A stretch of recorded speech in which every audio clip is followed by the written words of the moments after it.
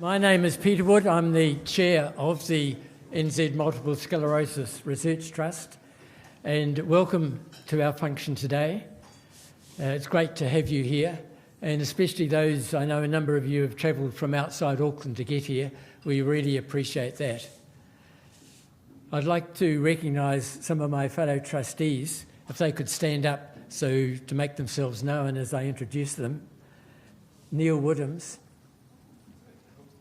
Dr. Ernest Willoughby, Julia Howe, Dr. Brian Linehan, Jane Campbell, and Louise Reid. We have apologies from Dr. Elsa Clote and Andrew Cushion as well. I'd like to recognise here today Malcolm Rickaby, who's one of the former trustee of the Trust and has come up from Christchurch to be with us.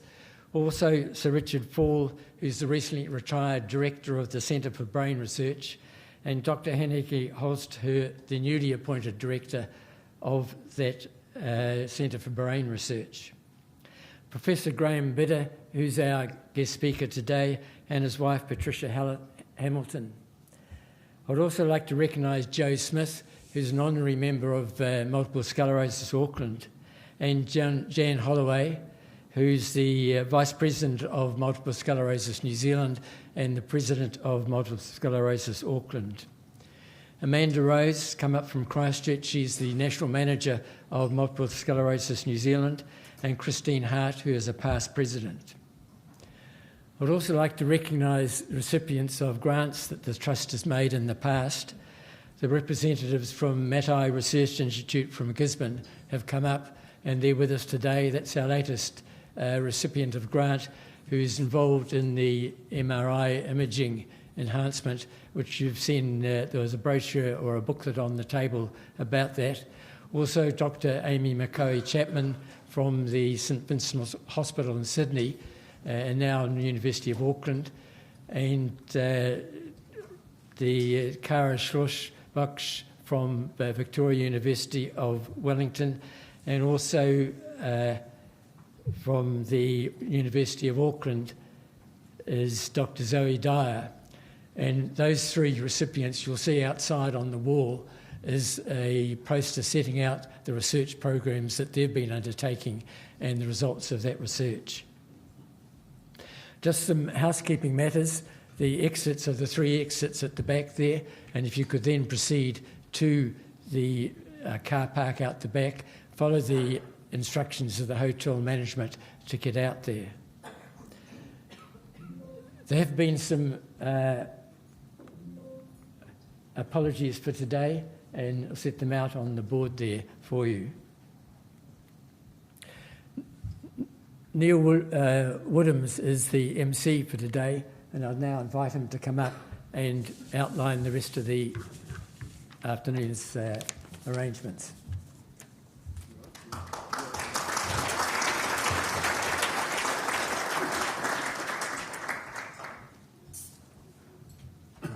Thank you, Peter. For those of you who don't know me, I'm Neil Woodhams. Ernie calls me the instigator of the Research Trust, and I think that's quite a good name. As Peter mentioned, along with Malcolm Rickaby, we first tried to establish the Trust in 2005. We eventually got it through the machinations of a charitable organisation in 2014. The Supreme Court called me a home worker, i.e. that I am at home looking after my wife Erin, who's had MS since 1993. They've also determined that we should be paid, and so it's a rather mind-boggling figure, given that there's 168 hours in the week. We have 25 hours a week of support, so I'm due about 20 years at 143 hours a week at the minimum wage. The Lancet, in a recent article, calls me an informal carer, and I think anybody that's been in my role knows that the care we give is anything but informal, and certainly I intend to write to the editor of the Lancet and tell them that. Today is a very special day, and there is the program. We're expecting lunch to be served in the next few minutes. After that, Dr. Ernest Willoughby will introduce our guest speaker, Dr. Graham Bidder, and I hadn't met Graham until last night at dinner, but I also already feel that he's an old friend, and there's a number of his classmates from university here, and clearly Graham, as you will find out, is a rocket star in the field of MRI. He first published a paper in 1970, and of course MR is one of the key ways nowadays of diagnosing MS. We're then going to announce the fundraising for a fellowship which, unbeknown to Ernie, the Trust has decided to call the Dr. Ernest Willoughby Fellowship.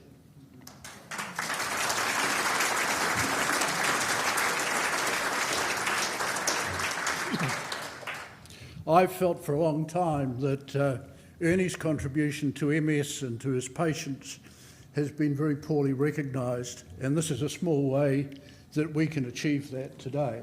And so there will be a fundraising element to it at the end. In front of you on your tables you have a pledge sheet, which we ask during the course, and pencils I think, we ask you to complete with whatever amount you determine. They will be collected in due course. They'll go into a bucket, and we'll draw for 5 prizes, and hopefully we'll get through all of that by 3:15. I say hopefully because Graham is a very engaging person. He started off yesterday with 100 overheads. I always was trained that for each overhead you should speak for 3 minutes. I understand his wife has had a big influence overnight, and there are substantially less. But anyway, Graham, you will be welcomed more formally. It's fantastic to have you here. Graham trained with a number of people here as a doctor in the 1970s, and has spent most of his career overseas. So this is, I think, only the second time he's spoken publicly in New Zealand, and we're very, very honoured to have him.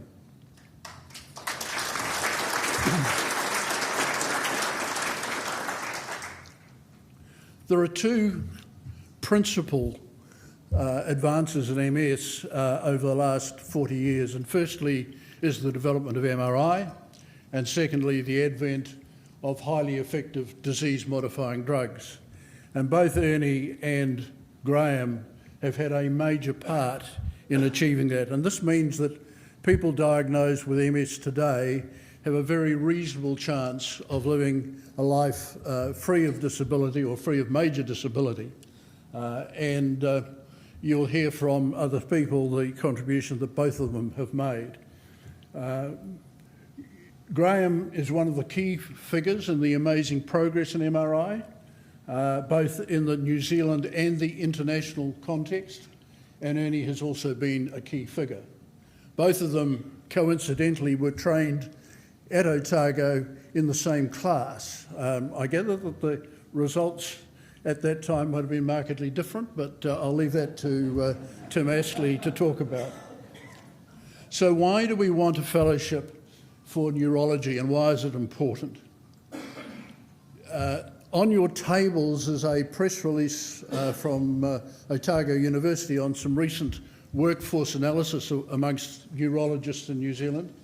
We have 83 of them working 67 full-time equivalent hours, 52 work in adult neurology, and 8 work in paediatric, and 6.4 work in private. We have, therefore, about 1 neurologist before 760 74,600 people, and that compares with Australia, where they have 1 in 41,000.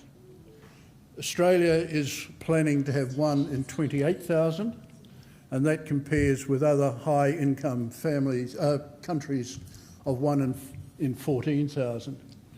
The other key fact is that by 2040, neurological conditions will be the biggest cause of death in New Zealand, overtaking cardiac disease, cancer and diabetes. It will take us 12 years to train a neurologist. We will need to start now. The paper also points out that in fact there's a lack of paid positions available in the public sector, and Amanda Rose and I have a meeting with the Minister of Health to address that issue with him.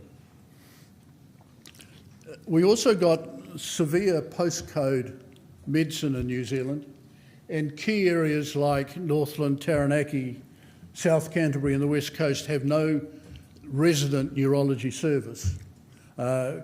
My vice president, joint vice president of MS New Zealand comes from Taranaki, and about 4 years ago, the then Minister of Health proudly announced that this was the end of postcode medicine in New Zealand. And I said, and Graham got very excited. I said, Graham, I can tell you that we will still have postcode medicine in New Zealand when I'm no longer on this earth, and I think I'll be right on that. But that's a combined population of 500,000 people that don't have ready access to neurology services. The neurologists do a fantastic job with visiting some of these places, but MS needs people who are specialising in MS as neurologists, who are keen to understand the backwards and forwards of the disease. And so it's really, really important from our point of view that we increase that workforce. On your table is a pledge form, and today is the start of a campaign to raise funds for this fellowship. We already have in place $45,000, which comes from both within the Trust's own resources, but also $15,000 have come from within pharma. And those of you that have had any experience of dragging money out of pharma at the present time knows that I've had my work cut out to achieve that. We would ask you respectfully to have a look at the pledge form, and if you feel that way inclined to fill it in. They will be collected about 2:20, and there will be a draw for 5 great prizes. The first is 2 nights at Solitaire Lodge, which is Lake Tarawera. Erin and I have stayed there. We had such a fantastic time that I had no hesitation in ringing the owner and saying, would you do something for us? It's wheelchair friendly for those of you that are in wheelchairs. It includes pre-dinner drinks and meals, including lunch. I know Pete Churchhouse is here. He came and visited us when we were there. We went fishing. We caught some trout and they served it for dinner that night. So that's a great prize valued at $5,500. Peter Wood has very kindly made available his villa at Pukawa Villas. That's at the south end of Lake Taupo. Great, probably half an hour to the mountain. And once again, that is accessible and wonderful views from their deck looking up Lake Taupo. The Crown Plaza in Queenstown, for those of you who want to go skiing, there's 2 nights accommodation in Queenstown, and the Crown Plaza is also wheelchair accessible and is ideally suited very close to everything in downtown Queenstown. The Novotel here has provided a complimentary night here for people who want to get away from the kids and come and live it up. I see Louise there grinning and looking at her husband. And the House of Travel in Hobsonville, you can see close to my home, has put a bottle of French champagne and 2 glasses. And finally, there's a voucher for $250 off your next travel insurance. So those are the prizes. The prizes are really incidental to the cause that we've got, and we really appreciate anything you can give. If you want to discuss alternative arrangements than filling in the form today, then please come and tap me or Peter Wood on the shoulder. So this is the start of the campaign, and so this will go on to our mailing list and to other contacts, and I just urge you to think carefully of the contribution that Ernie has made over nearly 60 years to the treatment of people with MS. Thank you.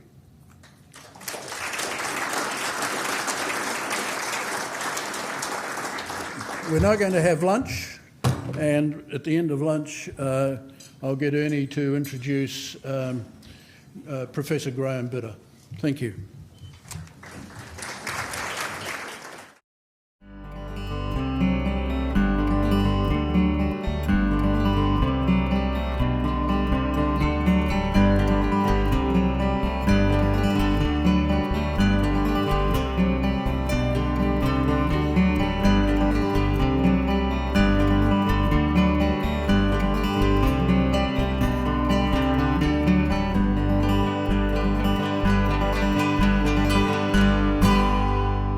I'm really worried about my inability to call this meeting to order, because our next speaker, as I said, had 100 slides and half an hour to deliver them, and I was wondering how I was going to do that. However, his delightful wife, Patricia, has wielded the big stick.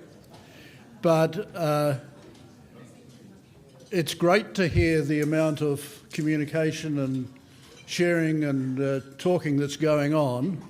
And I also note some people are filling in their pledge forms, so please go ahead and continue to do this while the next part of the event goes on.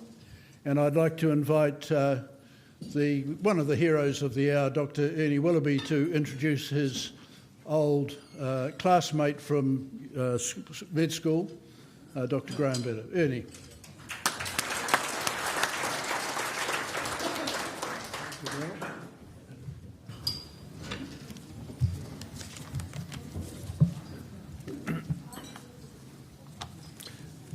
Welcome. It's actually a great pleasure to introduce Graham, who, as you heard, is an old classmate from the 1960s in Dunedin.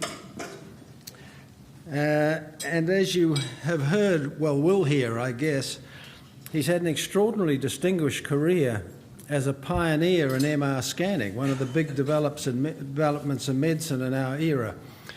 He's published roughly 350 scientific papers and had about 30,000 citations of his work in the literature, which is an extraordinary achievement from a lad from Takaka, which is a little country town in the northern part of the South Island. Graham trained originally in general medicine and neurology, but he became involved in scanning after moving to London in 1978. And he initially worked in CT scanning with Godfrey Huntsfield, who won the Nobel Prize for CT, but then he saw what was happening, moved to the brand new field of MR. In 1981, hadn't been there long, he published the first images of multiple sclerosis lesions in the brain on MR, and went on to develop what are known as the flare and stir techniques, which are very useful in MS and in other fields, and have subsequently been included as standard practice in MR scanning worldwide since then. I recall visiting Graham in 1983 at the Hammersmith Hospital in London, where the MR scanner was in a rather tired building at the back of the hospital with the team's bicycles in a corner. And I thought then, and subsequently, it's remarkable what he achieved with such limited resources at the time. In 2003, he moved to San Diego as Professor of Radiology at the University of California, and he's still Emeritus Professor there after semi-retiring 2 or 3 years ago. He's now back in the UK, but has continued his innovative work in MR, most recently with the Matai Institute, as you've heard, in Gisborne, an extraordinary group developing a new ultra-high contrast MR technique, which, to my eye, seems to be an exciting new advance in MS diagnosis and management. We'll hear more about that. Not surprisingly, Graham's received a number of honours over his career, including medals from the Royal Society of Radiologists in Britain and the British Institute of Radiology, and as many of you know, he received in 2024, he was made a Companion of the New Zealand Order of Merit. For those interested in medical history, I recommend a most interesting and, in fact, entertaining account that Graham has written on his experiences in MR over the past 45 years. It's accessible on Google with just a little difficulty, and I can assure you it's a more entertaining read than this preprint that you've been given on his MR work. Today we have the privilege of hearing from Graham directly. Graham and his 100 slides.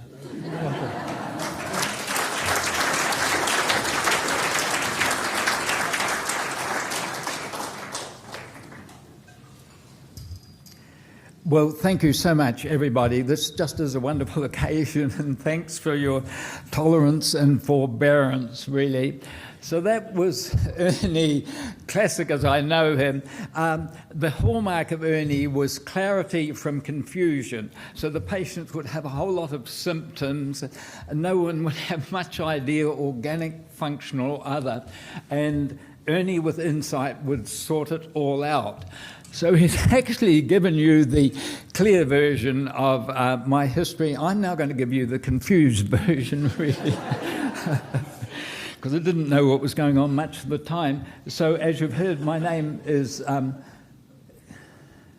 Graham Binner. Pointer? Oh, there we are. Radiologist, Matai. Thanks very much indeed. And thanks again for everybody coming along on a wonderful Sunday afternoon to listen to this sort of stuff. Thanks to Neil, patients, families, carers, nurses, doctors, supporters of the Trust and so on. Much appreciated. Well, we're here to honour Ernest Willoughby, really. Educator, clinician, researcher, administrator extraordinaire. But this is Ernie starting medical school in 1965, really. And it's a pleasure to welcome other members of that class. At that time, 61 years ago, John Chapman Smith, distinguished ophthalmologist, rugby player, fifth-year medical student in Gisborne, and a lot of other things. Welcome to John. Tim Astley, shoulder salvager, raconteur beyond compare. Thanks very much for coming along, Tim.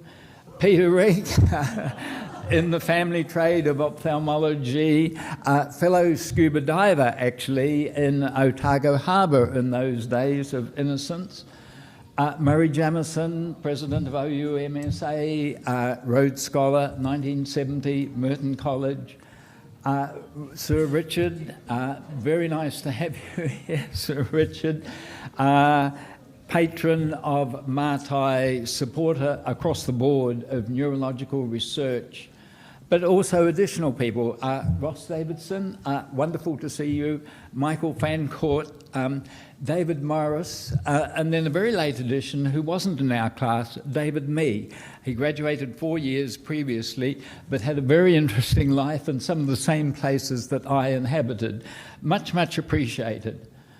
Well, there we were, medical students, trained in third year by Len Robinson in neuroanatomy.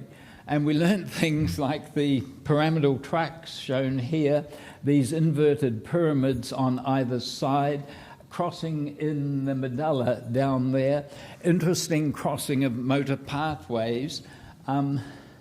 And then we can see them shown in the wonderful medical illustrations that were available at that time. So there's the pathways shown down here, one going to that side and that going to the other side at the same level. Very interesting stuff. And then we didn't really understand what it meant or why it was. But the guy who did seem to understand was this fellow.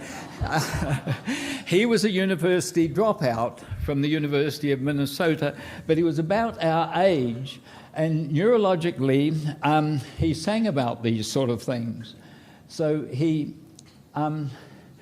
talked about crossing of sensory pathways, mixing of vision and hearing. Seems to be the chimes of freedom flashing, all very confusing in a way, but it matched the crossing of the motor fibres, and if you were trying to understand things, you could sometimes get more out of Bob Dylan than Len Robinson. And then after the confusing start, in the Ernie tradition, then clarity, tolling for the rebel, tolling for the rake, tolling for the luckless, abandoned and forsaked. Other lines, tolling for the aching, whose wounds cannot be nursed, for the countless confused, accused, misused, strung out and worse. So it fitted our idealistic inclinations at the time very well indeed. And then there was the final lines, striking for the gentle, striking for the kind, striking for the guardians and protectors of the mind. So if you wanted inspiration, it was there from Bob, if not from the medical school. Well, what happened to Ernie? Well, in that anatomy class, he passed with distinction. And in fact, simply put, everything else he ever did in medicine was achieved with distinction. And that includes performing as a consultant neurologist, support for the Neurological Foundation of New Zealand, the College of Physicians, Neurological Association of New Zealand, of which he was president, and so on. For multiple sclerosis, as you've heard, almost everything you could want somebody to do for you, he had done. The MS Society of New Zealand, of Auckland and North Shore, and then internationally as well. And in addition to this, a strong interest in medical history, secretary, president, and so on. Interesting talks about Tapanui flu, anatomical illustration, and so on. Really a wonder to behold. Well, in the same company class, there was another student. While everything Ernie did was done with distinction, it was fair to say that didn't apply to this particular student. Not much of that type. He scraped a C-pass in anatomy, trained as a physician neurologist, but had his specialist recognition rejected. He applied for membership of the Neurological Association, of which Ernie became president, and the application was rejected. His MD thesis was also rejected. So in those days, if you were a trainee surgeon who was clumsy or a trainee physician who couldn't think, they told you to do radiology. And you were sent down to the darkened basement of the hospital to wander around in the dark and only emerge with red goggles on so other people knew to be or to steer clear of you. So as a consequence of this, I then had to start again in a different UK and a different speciality, radiology. And this is us arriving at Northwick Park Hospital, London, living in a motor caravan in the hospital car park. And there's three faces, our children aged 6, 4 and nearly 2. And then part of their early training was to put their heads down if they saw a police car, because the police did sweeps of the car parks to identify gypsies and have them run out of the hospital grounds, really. Very useful for later in life, of course. But in radiology at that time, head CT had begun in 1971. So it was a combination of Godfrey Hounsfield, who supervised the building of the machine, and Jamie Ambrose, radiologist, who used it in practice and applied it. And you needed both sides. So that was the head CT machine produced at that time. And this was the first CT image, 80 by 80 matrix, but we had never seen the brain directly before. So these house-sized voxels that you can see here were a revelation, and the patient herself had a frontal lobe tumour. So that was just a transformation of what had gone on. So when we got to Northwick Park, the idea was to extend the success in the brain to the body. So this was a body CT machine, this time again built by Godfrey Hounsfield, and the radiologist was Louis Creel here. The same sort of combination, basically, to manage it. The Northwick Park was the MRC Research Centre, run by Sir Peter Medawar, FRS Nobel Prize winner 1960, and he had written a book when we arrived, Advice to a Young Scientist. And as a trainee, it was best seen at any given time to be diligently reading the little black book rather than doing anything else. So that was analogous to China, where Mayo had produced his Little Red Book in 1964, and here's a poster showing the population in a state of near ecstasy as a result of reading the Little Red Book.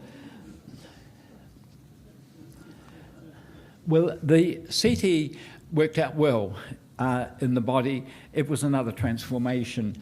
And in 1979, Godfrey jointly got the Nobel Prize.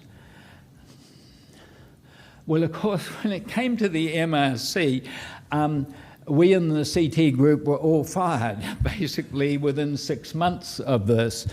And then when we sought explanations or the reasons for this, we weren't able to see Sir Peter, but one of his deputies told us to read the Little Black Book.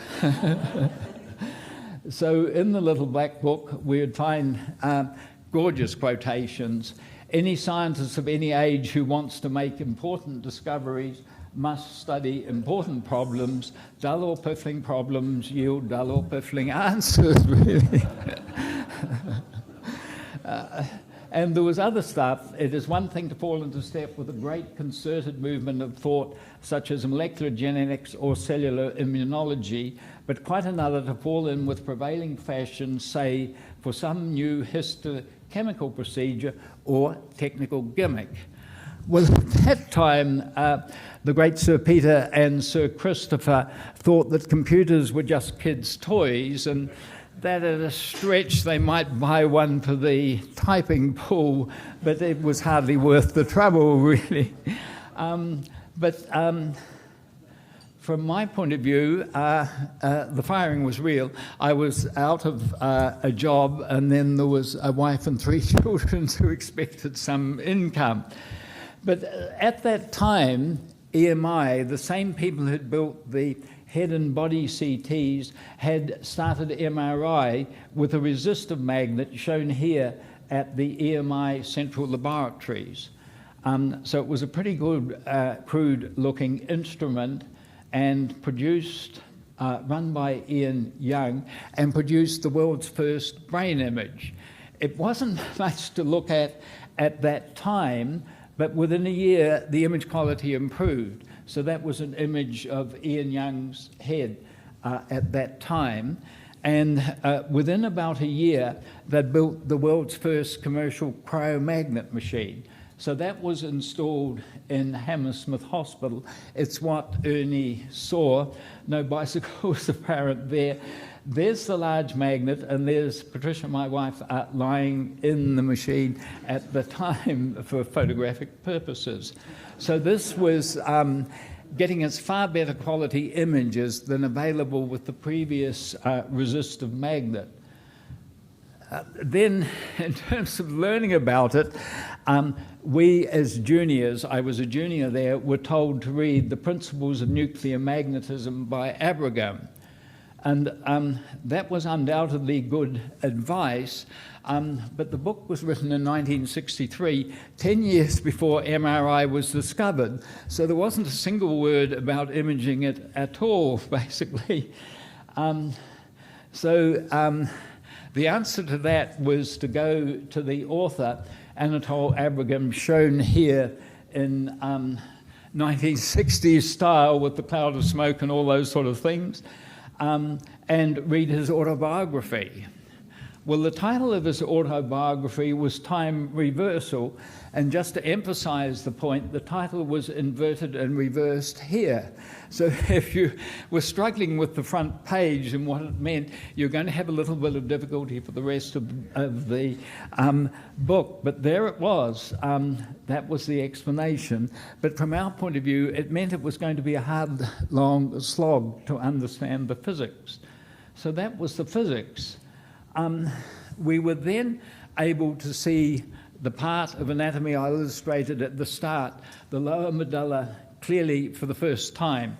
When we did CT, there were so many artifacts here we couldn't see it, but we could see the medulla there clearly between the arrows.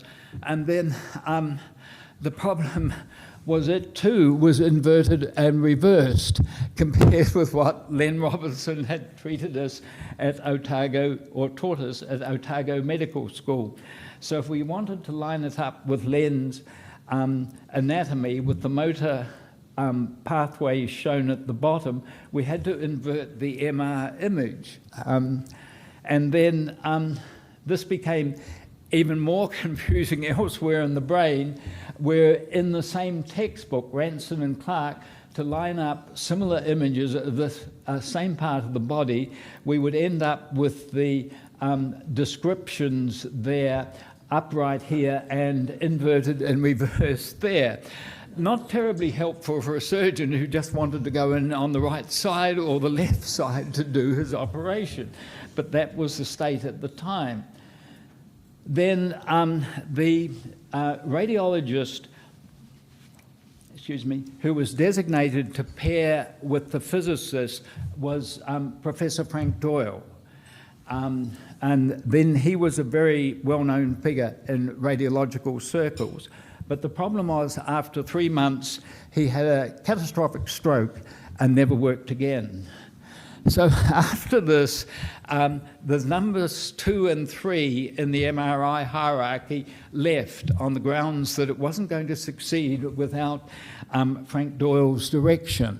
So I was number 4 in the hierarchy, and then by default directed the clinical side of it from that point on.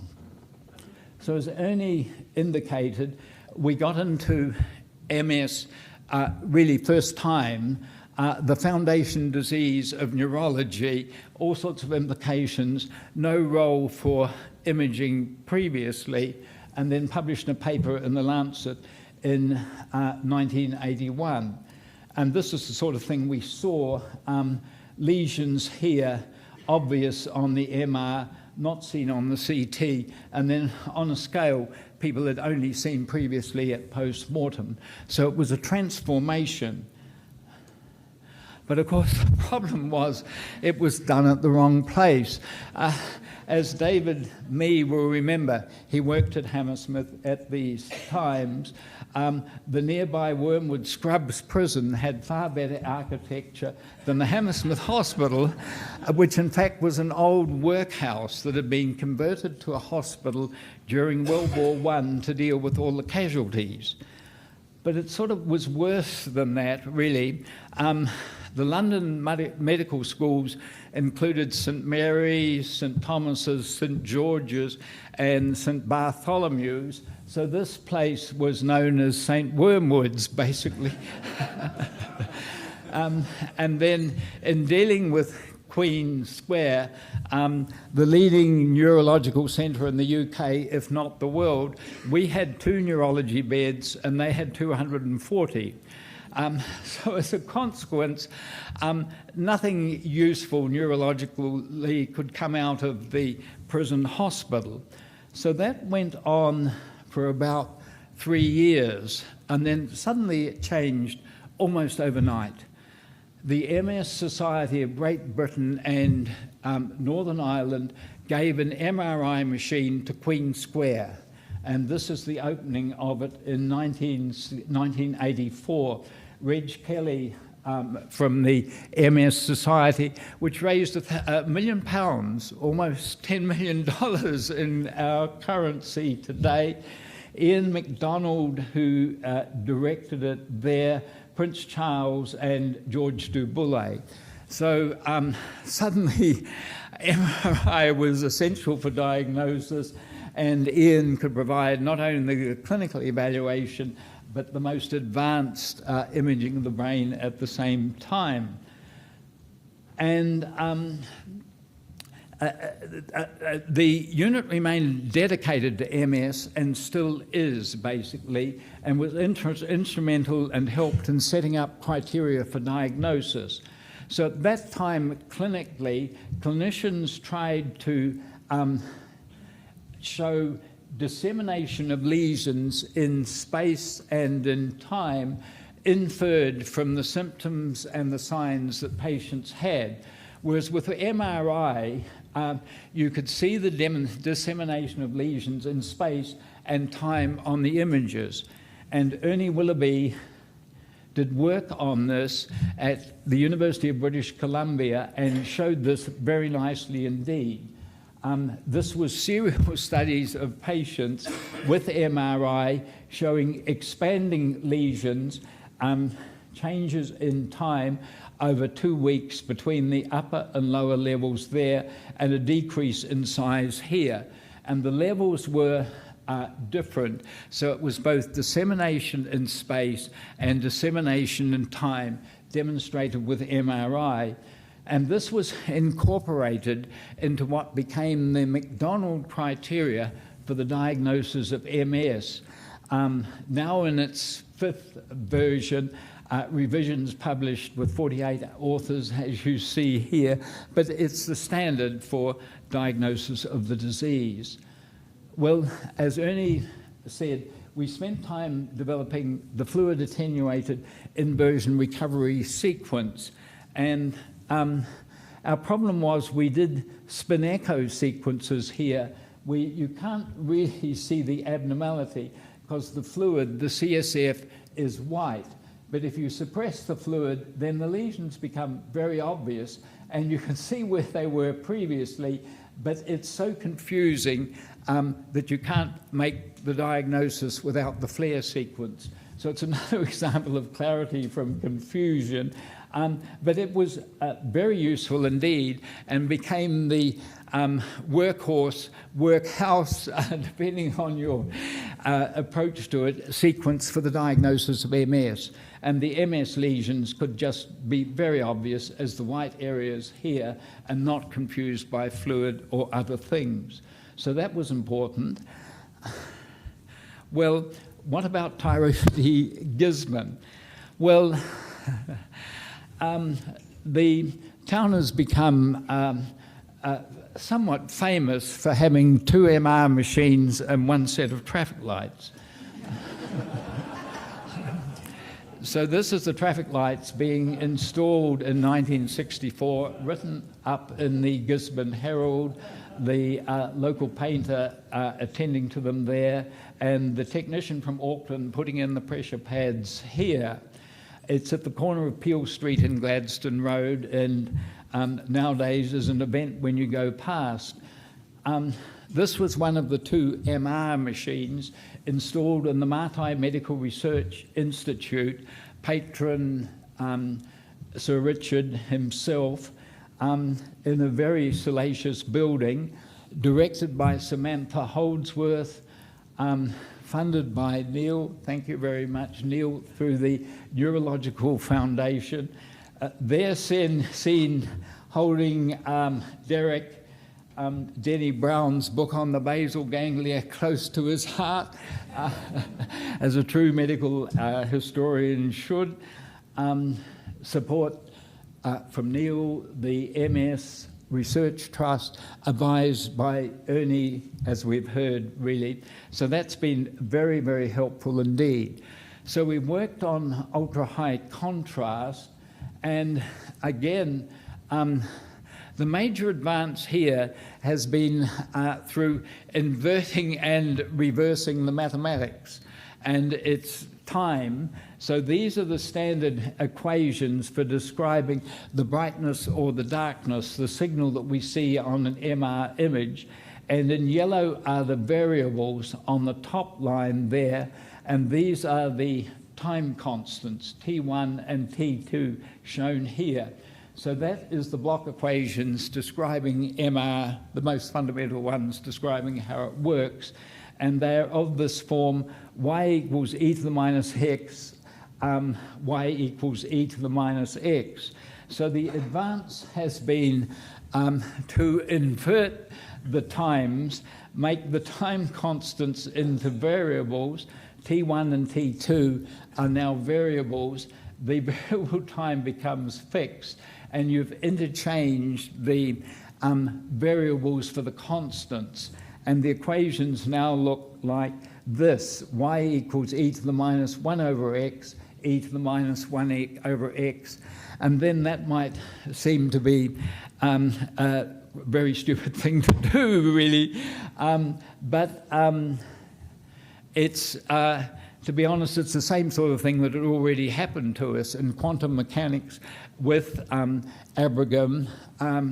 Len Robinson's treating of anatomy, where the space was inverted and reversed, so it wasn't quite so strange if you'd come from that background. And then when you do that and a little bit of arithmetic, the miracle happens. You get this bipolar function here that goes steeply down and then goes down, then steeply up, and then decays away here. So there's an area in the middle of it, the middle domain, which has a steep slope. And to cut a long story short, if you have a small change along the x-axis here, it's multiplied by the slope of the curve, and if it's steep like this, you can get 10 or 20 times the contrast, the difference in signal between the normal and abnormal tissues. So that has been a winner. So it goes by the name bipolar, as I explained, inversion, recovery, Blair, and then we now pair the sequences, the flare that we'd had for a long time as the workhorse sequence, but this more sensitive and showing the things that we don't see on the flare sequence. So this is an example, first published in the Gisborne Herald. If you want to keep up, if you want to keep up with neuroradiology, I suggest you subscribe. But here we have the normal control, in which there's flare sequences done up and down here, and there's no abnormality in the normal or the patient with the traumatic brain injury there. When you look at the Blair sequence, this part is very black and this is now white. So it's a night and day difference between the normal and the abnormal, the patient, and then very obvious and spread throughout the white matter.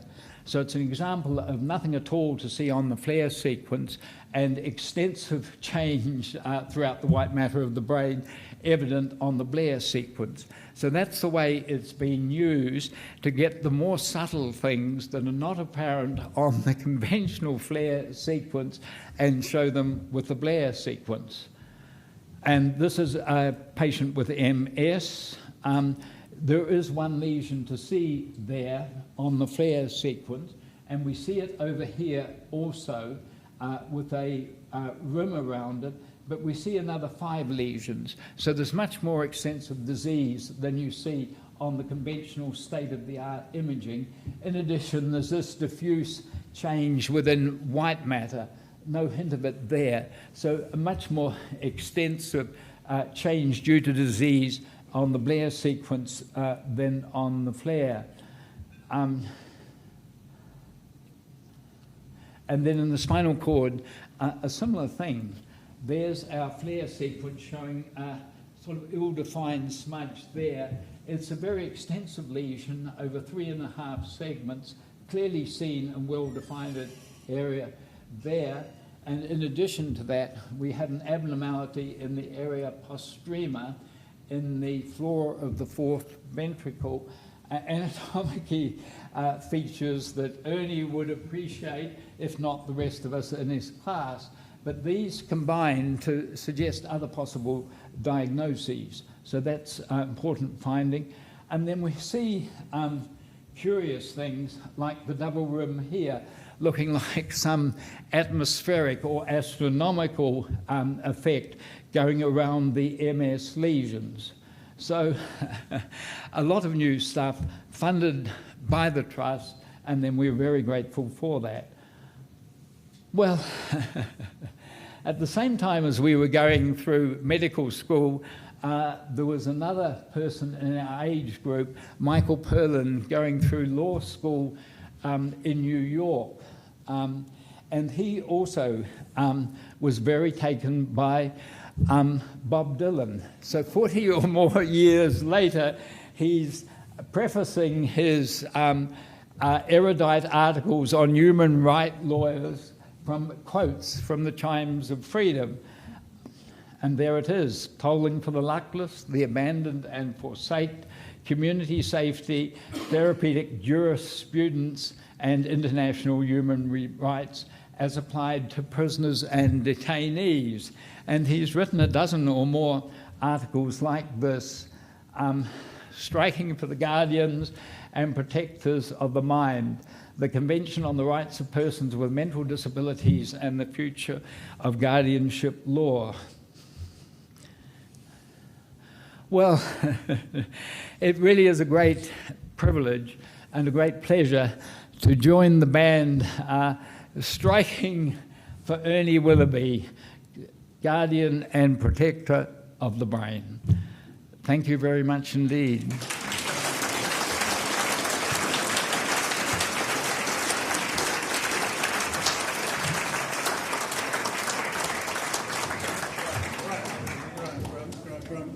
Oh, yes, okay, sorry.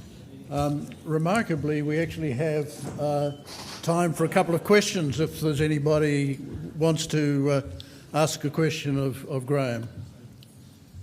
Ernie, you must have a question.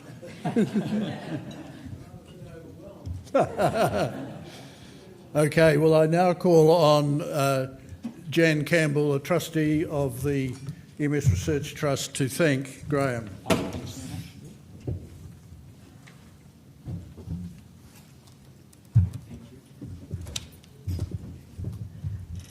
Thank you, Professor Bitter. That was just such a great story. And I tonight I'm going to go and Google that little story that you've got online. I'm sure it's fascinating. So inspiring that I kind of wish I was younger and that I could just really go down the path that you described, because there's just so much happening in the space of neurology, and it's so exciting to see all the advances that you and Ernie have been a huge part of.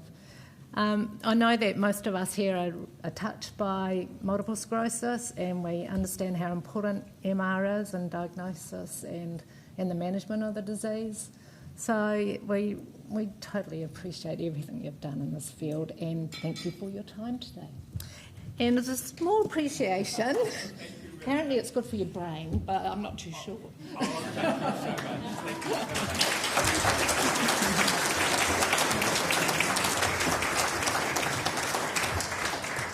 He might have to drink that before he goes back to England.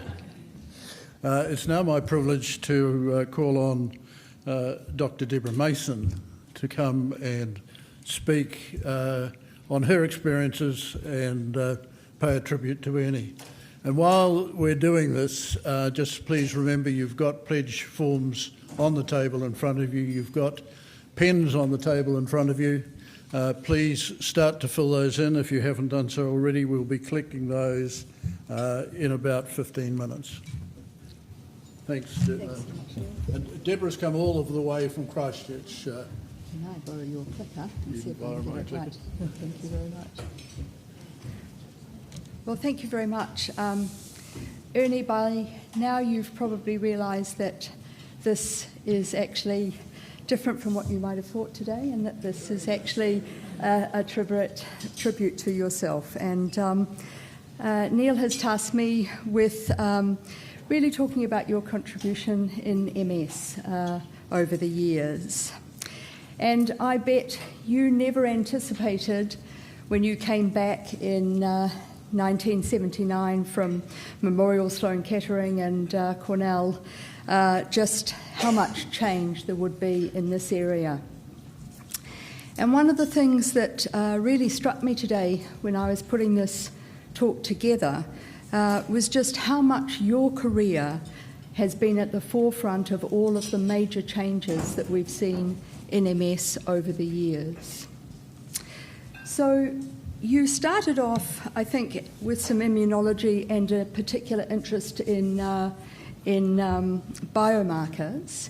And you can see from this paper in 1983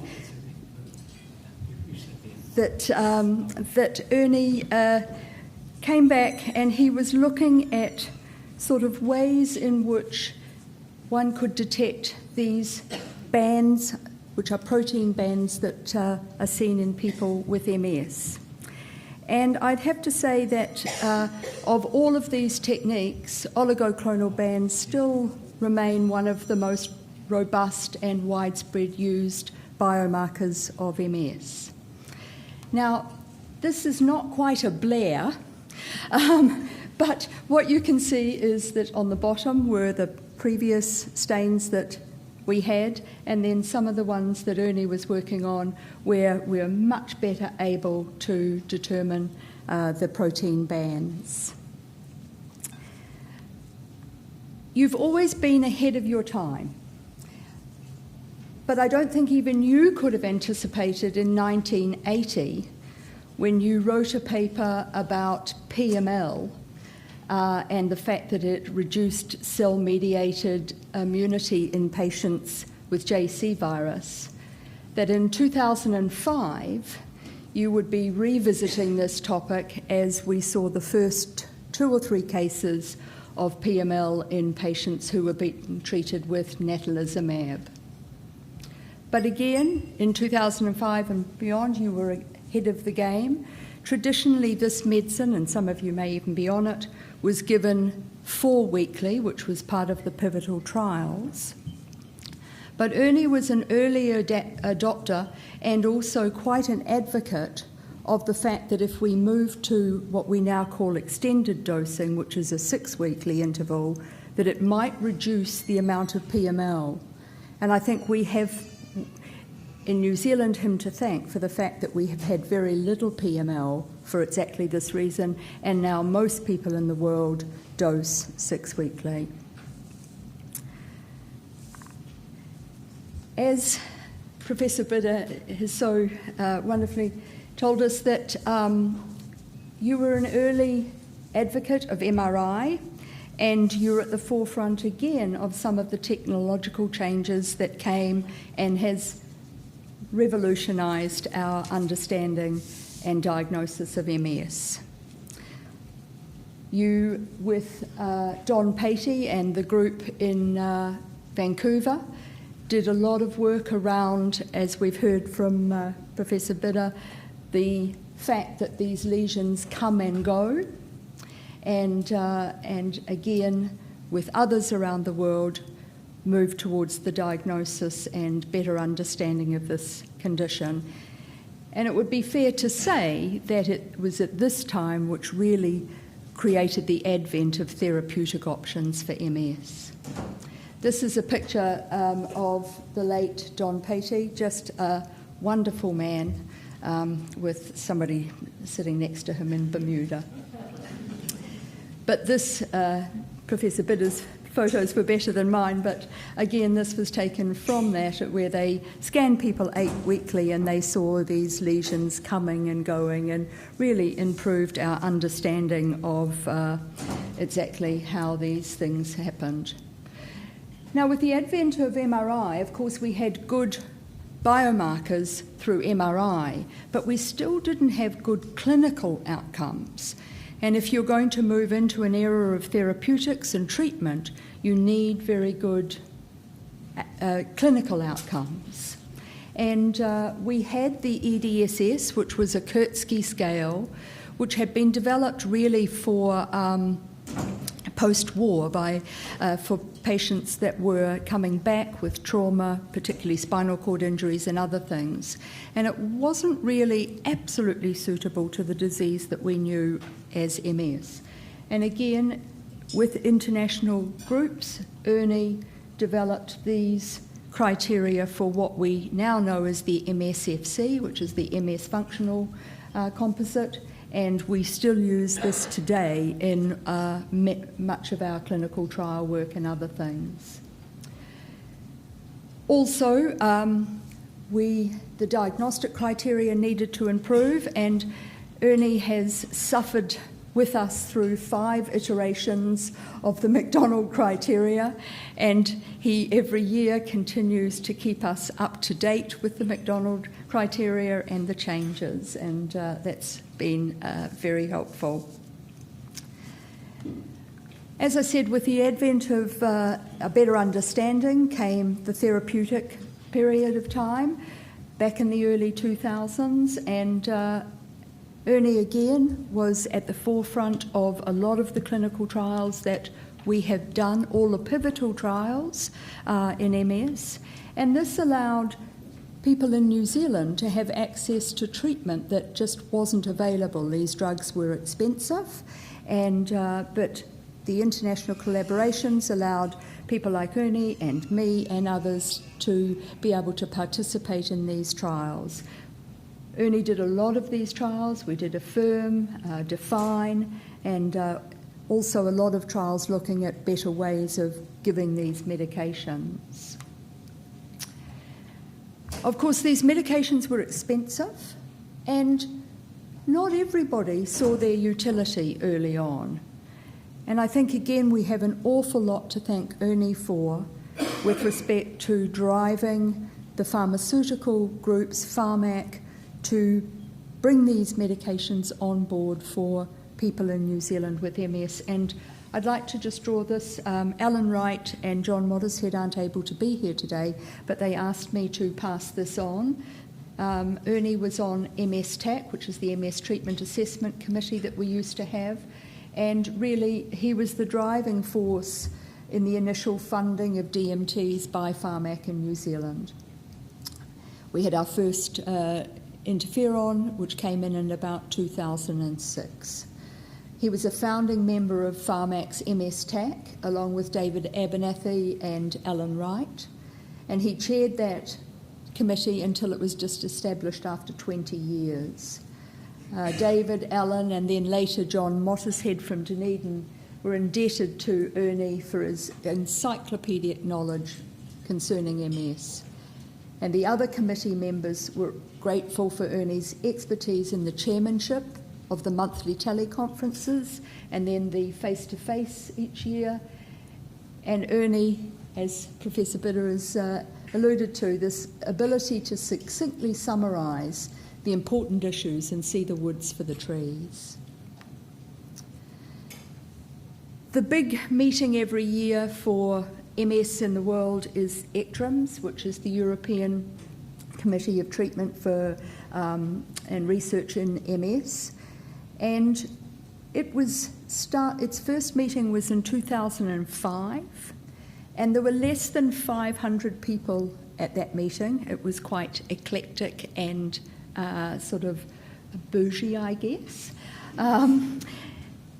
Last year, 8,500 participants at that meeting. So you can see that it has grown enormously. And Ernie, I think you've attended probably just about every one of those meetings. And those meetings have allowed us to, and you, to have a lot of international collaborations, to keep up with what's happening in the world, enjoyed many good dinners, and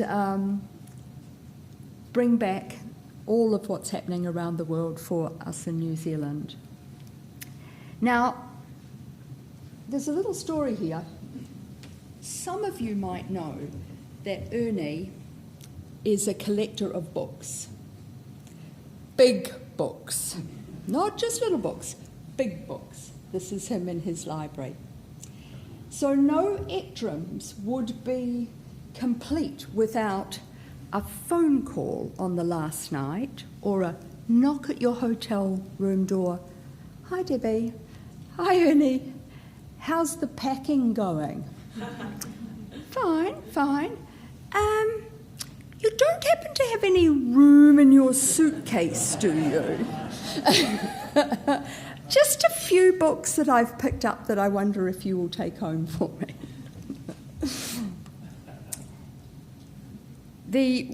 One of the highlights of the year for New Zealand is the MS Winter Meeting, and Ernie has been the person who has organised that every year since 2005. It is a wonderful collaboration between industry and some of our Australian colleagues and others, and that meeting has allowed for continued update, interest in New Zealand. It has been a wonderful meeting for our trainees in terms of being able to learn and to network with other people around the country, and has been just a fantastic meeting, always well attended. Ernie's also been a big part of research for New Zealand, and this is just a few of the papers that have been published over recent years that are actually New Zealand-based, most of them. Vitamin D one we did with the Australian group as well, so contributed hugely at a local level as well. And as Professor Bitter said, has been enormous amount of collaborations, committees, working parties and things like that, all the time while working full-time as a clinical neurologist. I guess for me, Ernie, your greatest professional achievement, however, is the kind, humane and expert care that you've given to patients over 50 years.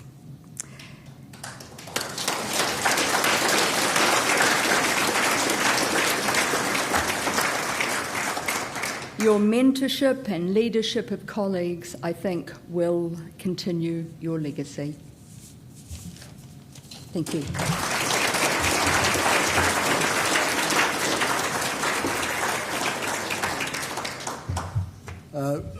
Now ask Mr. Tim Astley to come forward. Tim has been deputed by other members of the School of 1964, I think it must have been, to speak on behalf. And so, Tim. Well, this would seem to be an oxymoron because I think we've pretty much done the introduction to you, Ernst. And I shall be mercifully brief. Excuse me. Do you want this? Yes, I do. Thank you. This is a picture of the neurology department, I think late 80s, 90s, Ernst? I'm not sure. And it's the neurology department plus some sundry add-ons like neurosurgeons and radiologists, pathologists and the like. And you can tell the neurologists from the rest because none of them are smiling.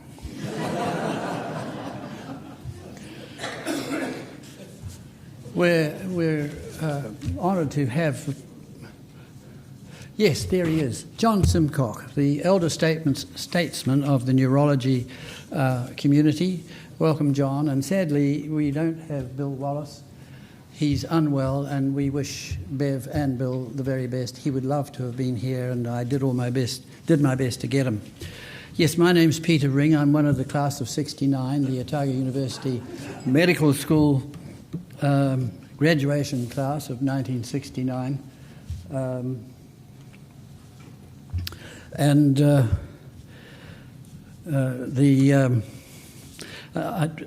think, Neil, given your 30-year plus experience with medicine and including the beginning with the poison chalice of trying to run the Auckland City Hospital and then going on to creating and sustaining the MS Society and the Trust, it is entirely appropriate that we make you an honorary member of the class of 69, Neil, and in the fullness of time you will of course be awarded or presented with an appropriate tie when we get around to designing one. Thank you, Neil, and thank you for organising this wonderful gathering of old friends and new friends in the making.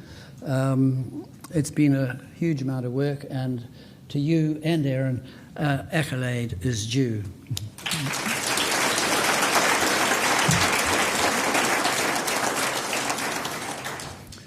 At aged 11, one evening, I was in bed reading a book, and my parents were having a soiree.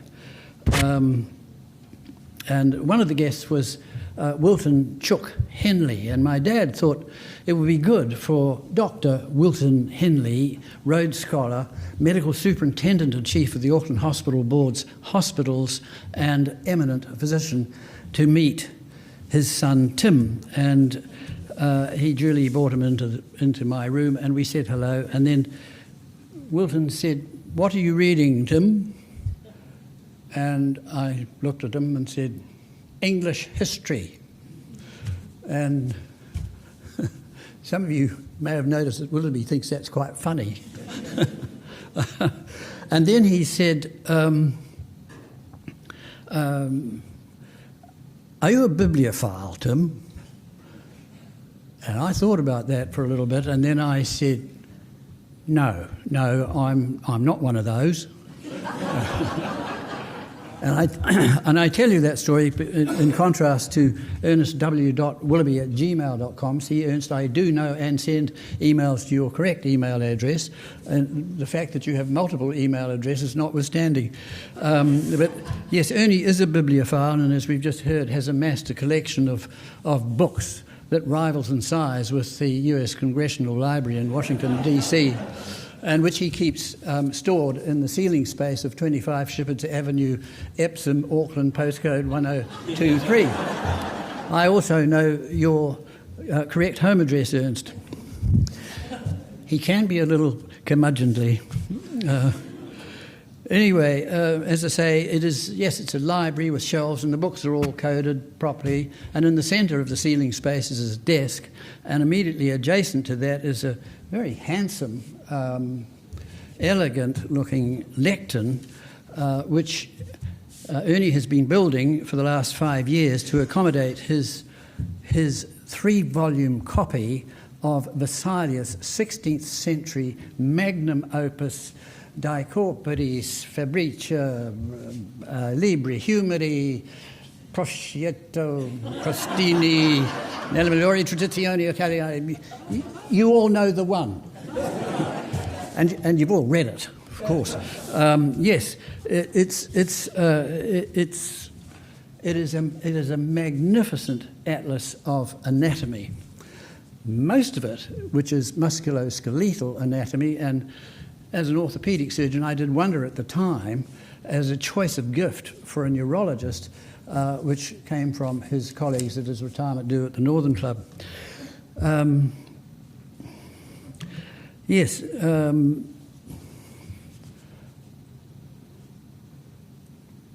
It does actually have a picture of a head with the top of the skull chopped off, and you can see the brain underneath, and that is entirely enough detail for my beloved Fiona. So I'll move along back to this. Both Ernie and his sister excelled academically. Margaret, who Ernie chooses to call Sis, was Dux, Ernie Proximae accessit, and he distinguished himself at medical school by getting an A, usually a plus, for every exam he sat during the duration. His fifth-year quote, drawn from multiple sources, was to the effect that he that is truly clever conceals his cleverness, and very apt. Mine, by contrast, was he was born silly and had a relapse. We flattered together with Peter Ring and others, and Michael Fancourt, John Rutherford, and they were the best of times. There are many, but time doesn't allow. Time allows only but one anecdote. And we were at a dinner party, and Ernie was very engrossed in expressing an opinion. And you have to sort of understand that he was really expressing his opinion. And he glanced up to see Gillian looking daggers at him, and he said, "Oops, I think I'm going to get an LIC." Oh yeah, what's an LIC, Ernst? And he said, "Oh, that's a lecture in the car on the way home." He then said, "If you've really screwed up, you get an LIB as well. That's a lecture in bed." It just keeps going. Yes. Well, Ernie, today is a fundraising exercise, and it's also an opportunity to say thank you to you for all your effort in MS. And I'm going to hand over the baton to Neil, but just before I do, I'm just going to read a part of an email that Neil sent to me. And it reads, "I have been involved in the health sector now for over 30 years. As an accountant, I quickly learned that the bit to be in was the one that controlled the money. One of the things I've enjoyed working on the trust with Ernie has been to see his face when I can say, yes, we can fund that.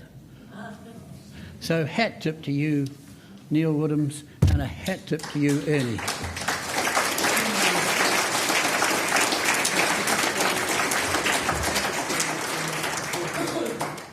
Tapestry? Yes, you haven't told that anecdote. Oh.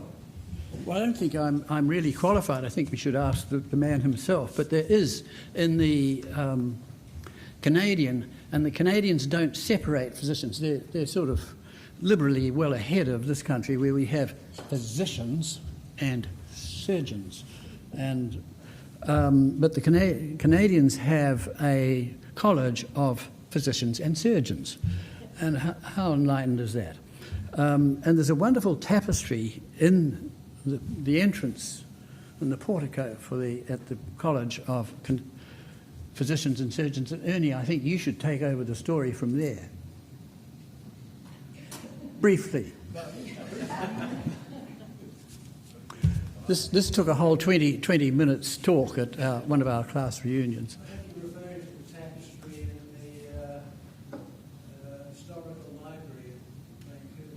I got just detail, Ernst. It's clear from the nature of the problem with the tapestry halfway through what happened to the person doing it. He had a particular type of stroke while he was producing it, and you can determine the nature of the symptoms from what happened to the work. I presume that's what you refer to. It is what I'm referring to, and also a brass plaque beneath it, Ernst, which to the effect that we are indebted to Professor Willoughby from Auckland, New Zealand, for pointing out the artist's neurological condition. And I did not know that. It's a good story anyway. yeah. Thank you, Tim.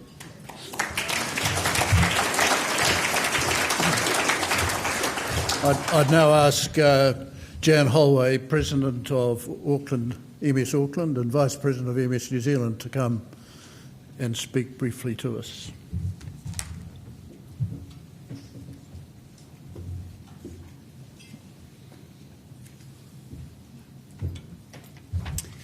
Thank you, Neil.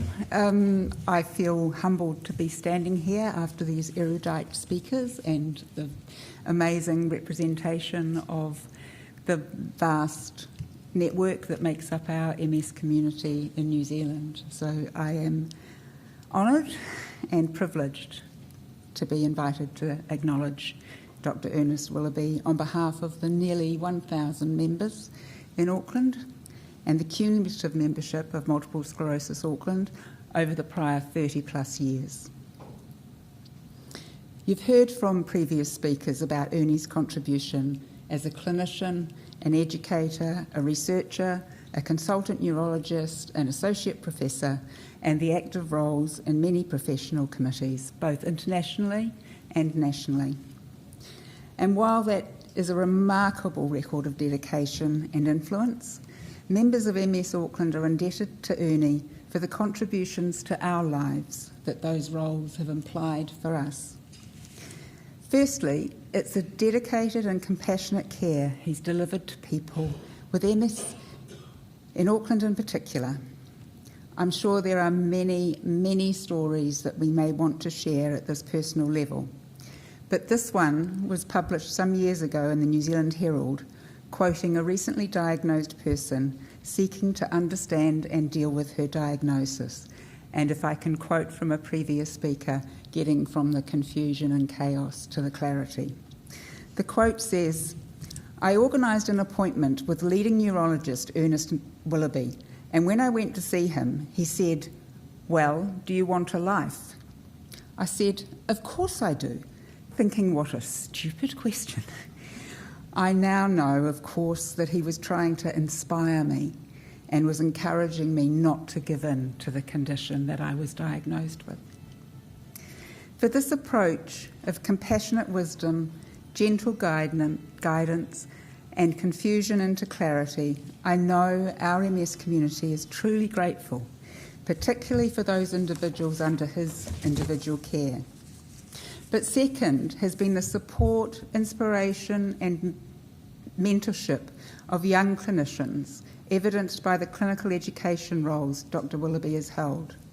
MS Auckland members are direct beneficiaries of the next generations of specialist neurologists who have come under Ernie's guidance and that compassionate wisdom.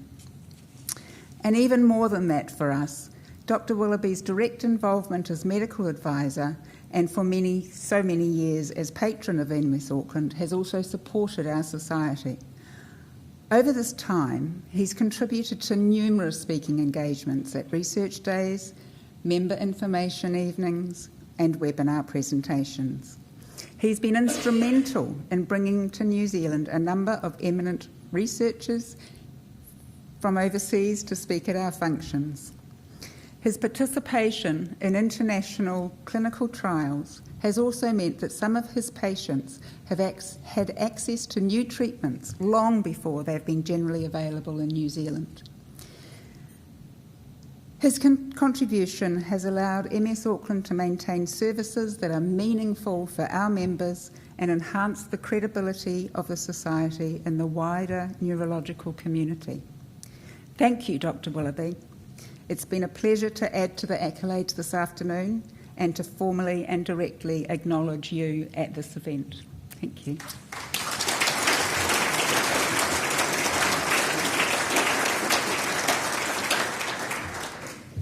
Now, the other thing, of course, is that behind all good men are very good women.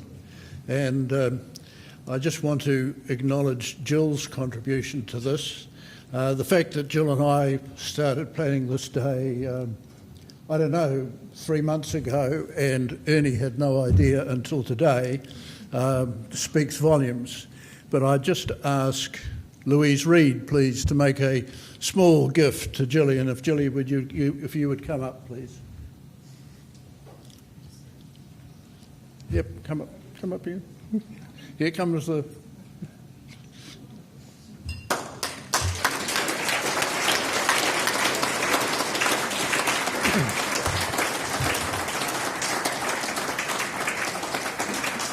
Do you want to speak? You sure? It'll be your only opportunity. All right, thank you. We're almost, ladies and gentlemen, at the end of the formal part. We just got the collection of the pledges and the pledge draw. So if people could make sure that if you're making a pledge, that you complete it and fold it in four, and the runners that we have at the back will come around and collect it. If you give us 3 minutes, 4 minutes to organise that, and then we'll get, I think, Graham to draw the pledges, and that will bring us to the end. Now, I just repeat that outside on the wall is 3.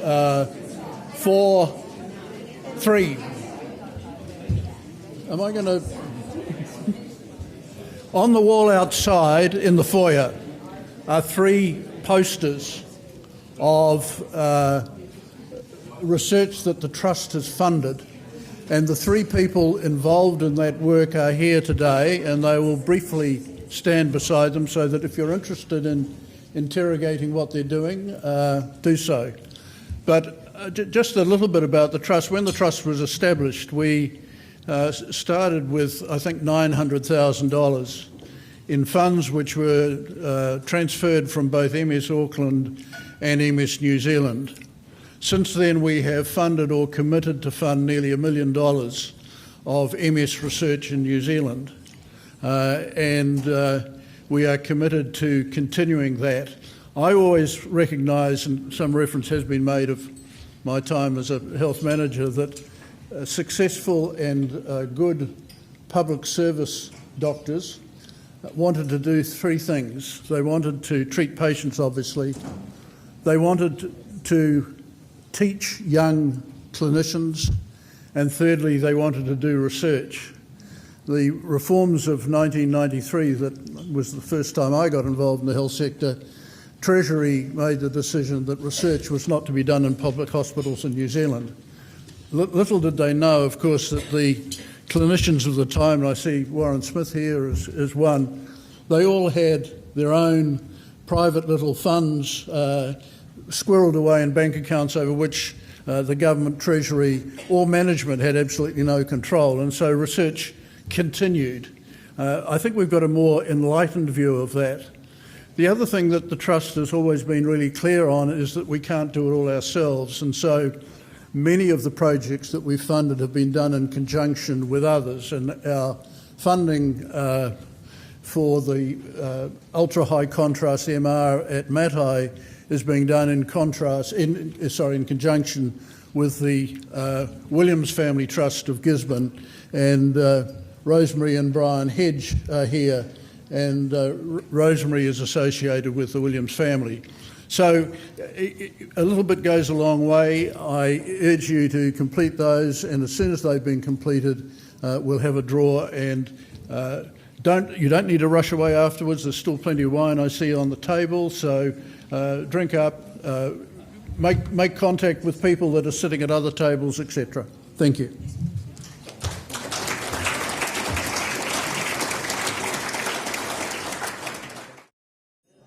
Just to show that this is a very democratic organisation, one of my sons has suggested that we ought to give Ernie the right of reply.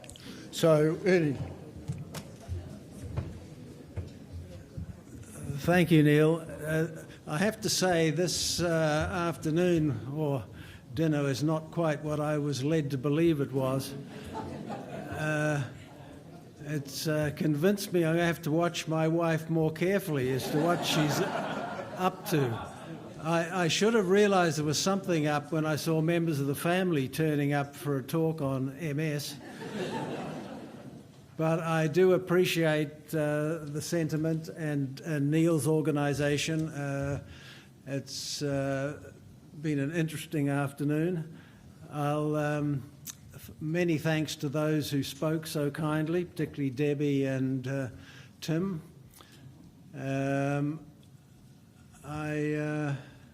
I'm kind of overwhelmed, actually, so thank you all very much.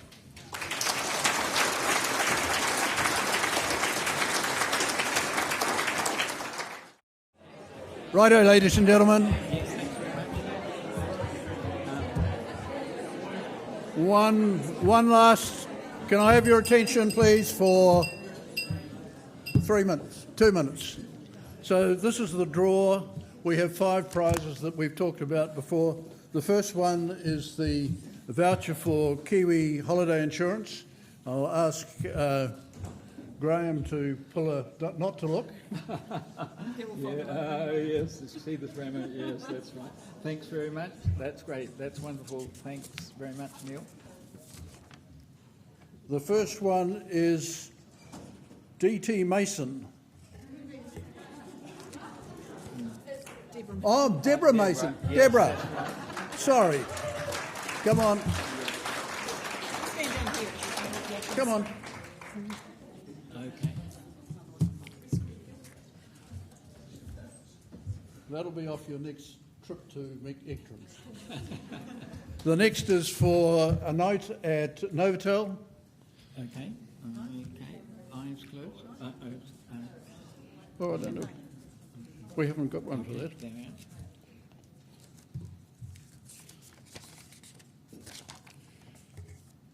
Jennifer Pereira. Gosh, the bloody.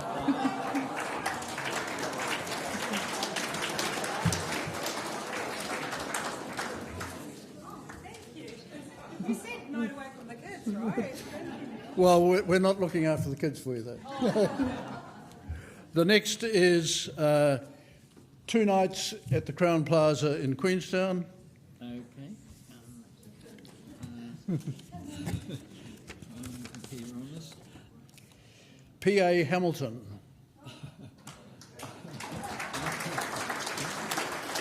I think we have to be disqualified. Yeah. I think we have to be. I think it Sorry. has to be disqualified. Yes, that's right. Yes. We'll have another one. Yes, that's right. Though P.A. Hamilton is my long-suffering wife, so in spite of her forbearance, it means disqualification. Thanks. So, Kevin Miller. Well done, Kevin.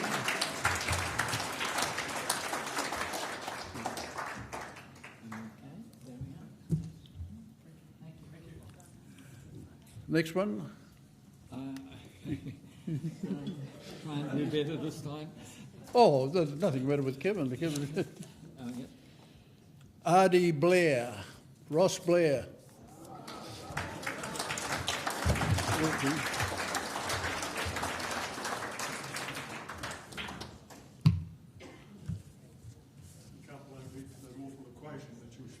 You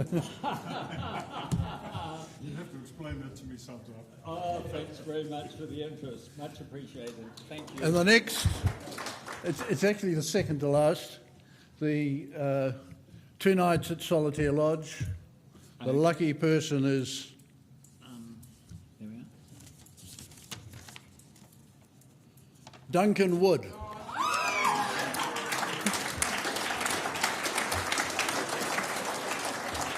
Now, ladies and gentlemen, there is one other prize, and that's a bottle of French champagne and 2 flutes. I haven't got an envelope for it here, and I'm just going to auction it. What will somebody offer me for a bottle of French champagne, 2 glass flutes? Anybody got $40? Yes. $45? Yes. $50? Yes. $60? Yes. Thank you, Diane. $70? Yes. $80? Yes. $100? Diane Hower at the back. Thank you, Diane. We'll take your money.